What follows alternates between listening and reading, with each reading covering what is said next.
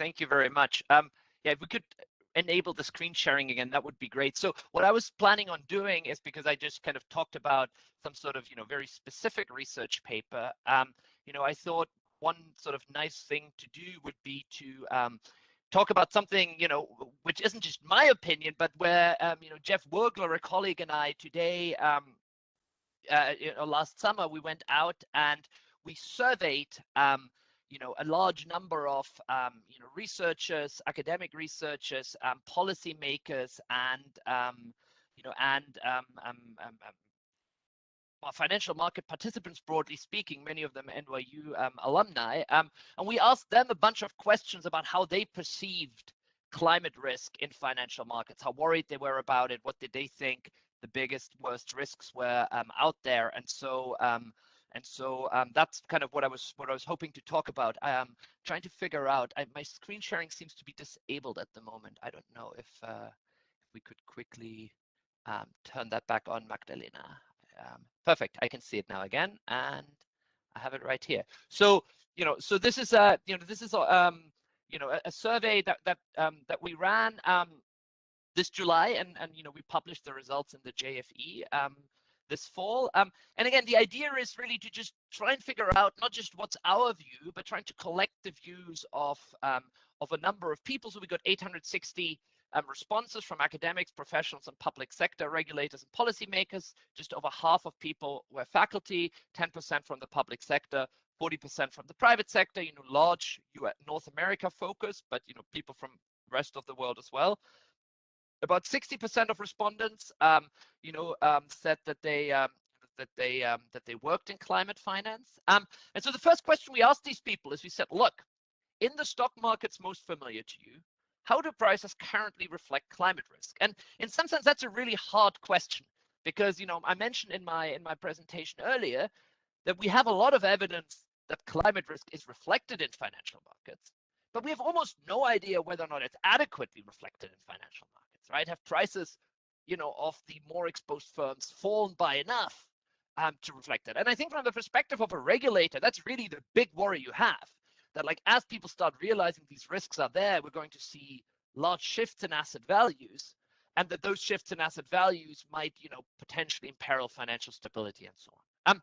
Now, it's really hard to answer this question, because in order to truly know, what you need is, you need to figure out, you need some sort of model of physical climate change, how physical climate change affects, local weather patterns, how they affect firms, etc. So it's a hard question, but we thought the answers were pretty compelling, and so overall. So 60% of people said, look, I don't think prices in stock markets are affecting risks enough yet. About 20% of people said they're reflecting them correctly, and only about 3% people said this is overdone, with a green bubble or whatever people call it, it's not reflected enough. We get similar responses in real estate and insurance markets. So people think all three of these markets are not reflecting prices well enough. We're getting broadly similar responses across roles, right? And most interesting to me was that the number of people, or the fraction of people, who thought prices, weren't reflecting these risks enough, was the largest in the private sector participants.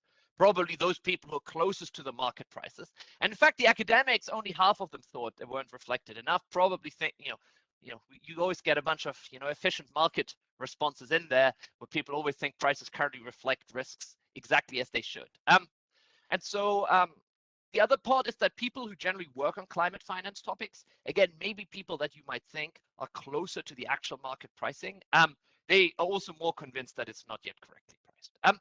So that's one kind of insight we had from that survey. And again, if you're interested in sort of some of the other splits, have a look at the paper. The second question is, we asked people, to rank the general importance of, various climate-related risks, and rank them both over a 5-year horizon and rank them over a 30-year horizon.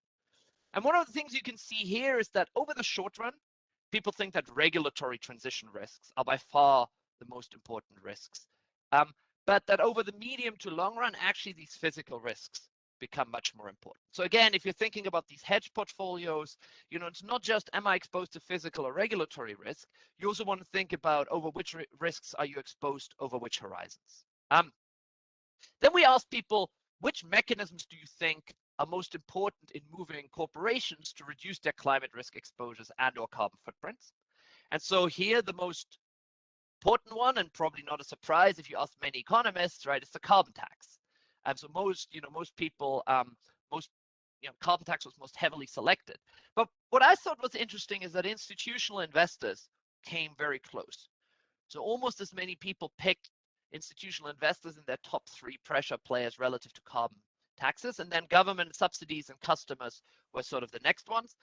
Financial regulation came sort of more closer towards the bottom here. No one thought firms were going to do stuff voluntarily. I think that was, not a single person said, voluntary changes by firms are going to play a big role. One other thought that I thought was interesting is that when you look at private sector respondents, they viewed on the one hand institutional investors and on the other hand customers as the strongest force for change. I thought that was quite interesting because, again, those are the people who are working and who are probably receiving these pressures right now. And so, hearing that customers are a big player in this, getting firms to change their behaviors, I think was surprising. The institutional investors is maybe not so surprising if you've kind of followed some of the, board fights at Exxon this summer, with engine number 1, an activist investor putting 3 board members on there against the wishes of the management to push towards more climate change, etc. And, they managed to do that by getting the BlackRock, State Streets, and Vanguards of the world to vote with them. So I think you're seeing interesting things here. Public sector views carbon taxes and government subsidies as the strongest force. Perhaps not a surprise, if you're in the government, you think your taxes and your spending is the biggest thing that's going on. The last thing we asked people was, what do you think are the top research topics that should be studied? What are the things that we really don't understand yet? And here were the top 3. People thought we needed to better understand the effects of government incentives to mitigate and adapt to climate change. People wanted to better understand the pricing of climate risks in financial markets.